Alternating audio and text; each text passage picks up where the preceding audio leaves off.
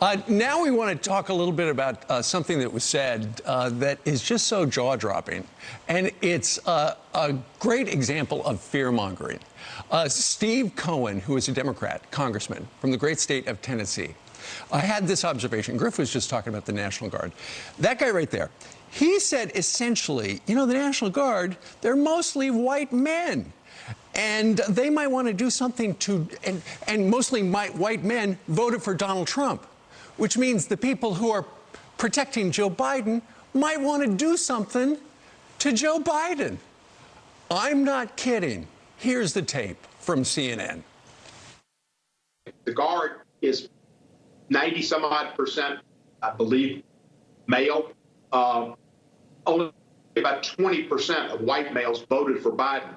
You got to figure that in the Guard, they're probably not more than 25% of the people that are there protecting us who voted for Biden. The other 75% are in the class that would be the large class of folks who might want to do something. Might want to do something. And he said later, I've got absolutely no evidence, but I'm going to say it on TV anyway. That is fear-mongering. He's saying if they voted for Trump, if they're Trump supporters, they can't be trusted. Well, because they're white. Anyway. Wow.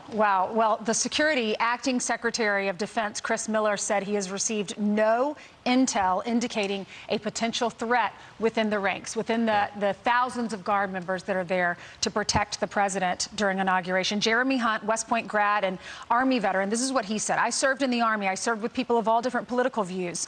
What binds us together was a common creed, the oath of the Constitution. People who plan on doing some craziness at the inauguration have no business wearing the uniform.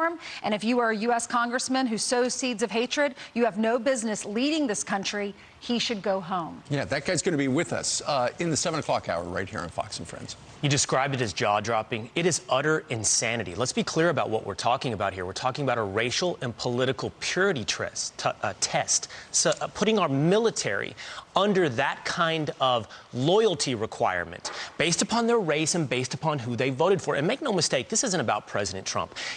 In the end, it's not even about Trump supporters, and it's not even about Republicans. It's about anybody who dares step out of line, anyone who dares dissent.